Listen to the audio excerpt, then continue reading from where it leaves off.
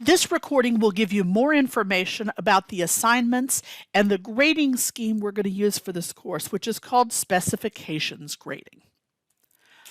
There are 5 things expected of you in this course to be successful: academic honesty, class attendance, and active participation. That means participating in activities, participating in discussions. Satisfactory completion of a variety of assessments, and this is based on the grade that you want to earn. More about that in a moment.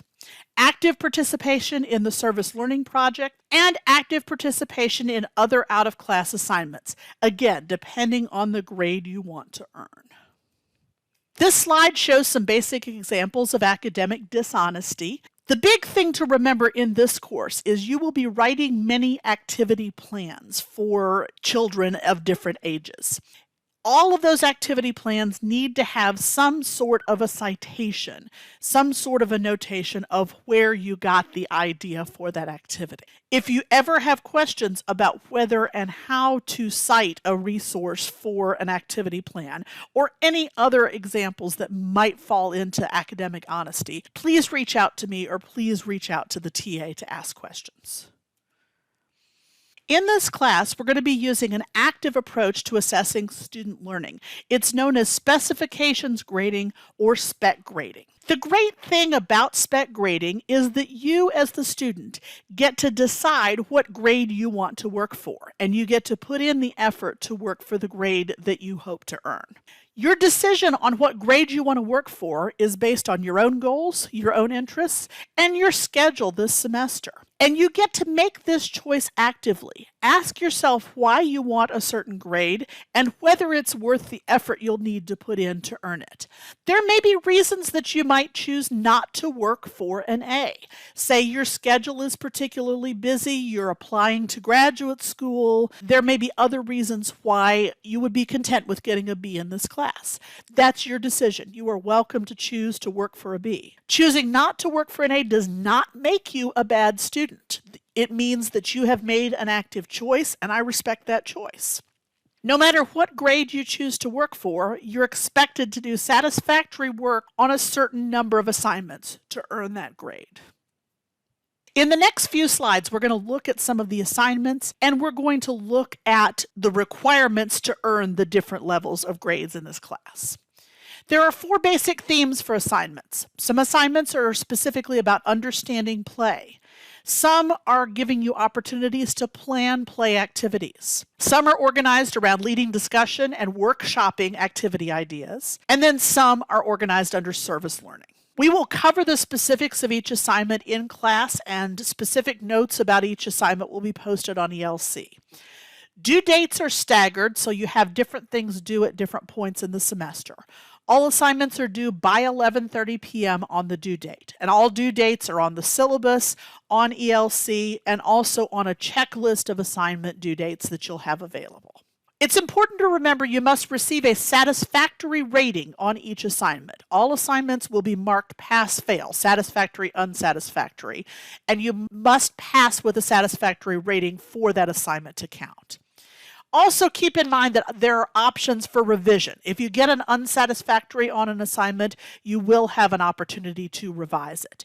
More about that in a minute as well.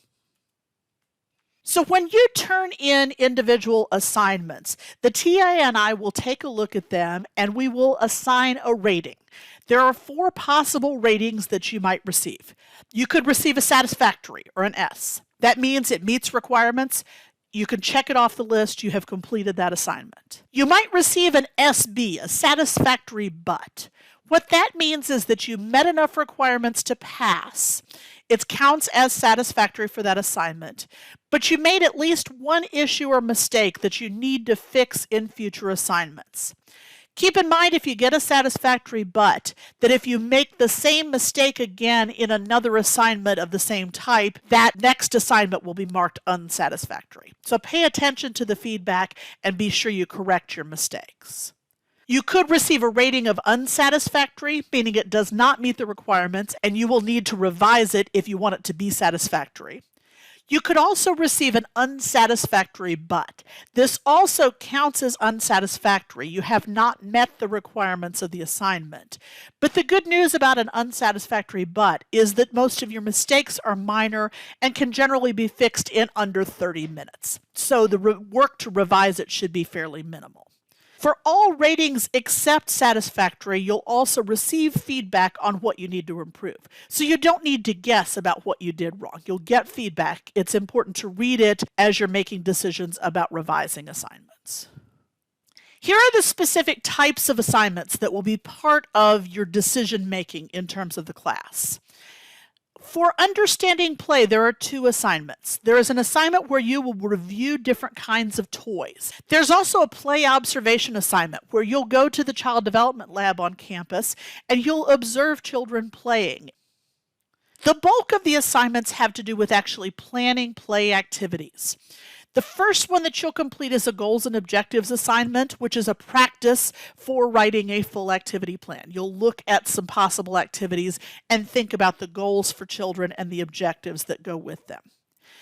You'll have multiple opportunities to write activity plans, to plan play-based activities for different age groups, for different topics, for different settings. You'll also complete a few video demonstrations of some of your activity plans. So you will actually video yourself or have a friend video you actually teaching and leading that activity. You'll share your activity plans with your classmates. That's a part of your assignment. And for certain grade levels, you will help implement a teddy bear clinic, which is a medical play experience for children that'll take place at the Child Development Lab. You'll be divided into a small group for the semester, and one of your assignments will be leading small group discussions of readings. If you choose to work for an A or a B, you'll lead discussion twice during the semester. You'll also choose a separate date to workshop a discussion of an activity idea you provide. On workshop days, one student in each group will bring an idea of an activity, not completely developed yet, and the group will take a look at it, think about the goals, think about the objectives, provide feedback, and come up with ways to make this activity effective. You can then use that workshopped activity as one of your activity plans by developing it further. In terms of service learning, everyone in this class will complete an assigned service learning project. You will have some input into the service learning project that you are assigned to. More about that in the next recording. And at the end of the semester, you'll complete a final reflection of your service learning experiences. Students in 7130S, the graduate section of this course, have two additional assignments. You will be responsible as a group for planning and leading the teddy bear clinics in 3 different classrooms at the Child Development Lab.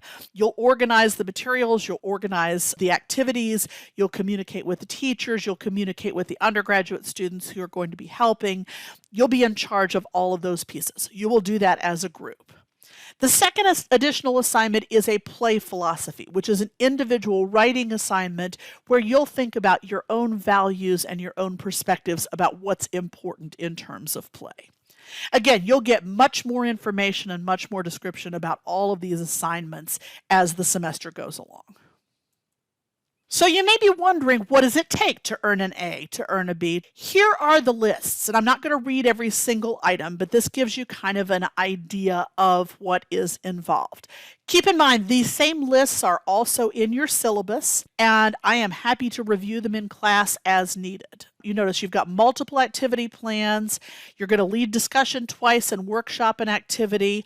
You'll participate in the implementation of one teddy bear clinic, and you'll complete goals and objectives, toy review, and play observation assignments. So you have multiple things that you need to do to earn an A. Remember, you have to get a satisfactory or a satisfactory but on each of these to earn an A. If you choose to earn a B, you'll be doing many of the same things, but fewer of them. So instead of 8 activity plans, you'll do 6. Instead of 3 video demonstrations, you'll do 2, and so on. You have a choice of doing either the toy review or the play observation assignment. Again, you'll do a substantial amount of work, but not as much as it requires to earn an A. And if you choose to earn a C, the quantity of work that you need to complete satisfactorily is even less. 4 activity plans, 1 video, the goals and objectives assignment, and so on. So again, the choice is up to you, and it is your decision which grade you work toward. We will continue to go over this, and we'll continue to talk about this as the semester goes on. I want to talk for just a second about tokens. Some of you may wonder, okay, what happens if I am striving for an A and I complete an activity plan, but it's unsatisfactory? Tokens are used in this class to have opportunities for favors, for another try at something, for turning in an assignment late, and so on. The goal of this token system is to create an even playing field for all, and to give you an incentive to do the work well the first time around. Each student will get 5 tokens at the start of the semester. They're yours to use. There is no reason not to use them. There is no penalty for using them. You can exchange each of these tokens for a favor. The primary reason that I assume most people will use tokens is to revise an assignment from unsatisfactory to satisfactory. So say you get an unsatisfactory rating on your first activity plan. You can turn in a token and revise that assignment and hopefully get a satisfactory rating the next time. And so that assignment then counts toward the things that you need to complete to get that A. If you revise it and it's still unsatisfactory, you can revise it again, but you will need to give up another token to do that. Other ways you can use tokens: turning in an assignment late. If you're just running behind and you don't get something done on time, you can turn it in late within certain limits, but you do need to turn over a token to do that. Asking how many tokens you have left will cost you a token, so keep track. You're starting with 5, keep track of how many you have left as you use them. Requesting an additional favor related to course assignments. This probably is not something that will affect most people. You do not need to use a token for things like disability accommodations that are a normal part of your participation in the course. These are just for special, exceptional kinds of things, and we will talk about those as they come up. There are 2 other situations where you will forfeit a token. You are expected to turn in assignments as Microsoft Word documents. This helps keep file formats consistent. This helps ensure that the TA and I can read and review all of your assignments as you turn them in. If you forget and turn in an assignment as a PDF, as a Pages document, in some other format, as a link to a Google Doc, you will forfeit a token for that. When you submit a revision of an assignment, you're expected to use track changes. That's the other reason why we want all assignments in Microsoft Word. You'll turn on track changes. You'll make just the changes that you need to make it a satisfactory assignment. And that will enable us to quickly see how you've changed the assignment to address the feedback you received. Again, if you don't use track changes appropriately on a revision, you will forfeit a token as well. In those last 2 cases, you won't have to do anything. A token will be taken from your total automatically. But keep track of it because it does count towards your total. So if you need to use a token, and many of you may have to, it's a simple process. You'll fill out a short survey that's linked on ELC. It's in the assignments folder on ELC. And you will indicate the reason why you need to use the token. Please complete the survey immediately after you submit a late assignment or a revision. Don't submit it ahead of time before you have made the revision or before you've finished the assignment. If you submit a revision or a late assignment and don't fill out the form, you will forfeit an additional token for not using the token system. What happens if I run out of tokens? 5 tokens should be enough for you to be able to manage 5 revisions of assignments in the class. And so the goal is that you won't run out of tokens. If you do, if you need some additional tries, you can purchase some additional tokens in sets of 3 using the same survey where you request to use a token. There is a cost for additional tokens. The cost is a half grade. So if you are working for an A and you use up your 5 tokens and you have to purchase 3 more, you are agreeing that you will receive an A- if you meet all the requirements. Keep in mind, if you are choosing to work toward a B, there is some leeway in terms of assignments, especially activity plans. You need to complete 6 activity plans with satisfactory scores. So if you receive one back with an unsatisfactory score, you can decide whether or not you want to revise that one. If you don't want to, you can move on and submit an additional activity plan for another assignment without using a token, and hopefully that one will be satisfactory as well.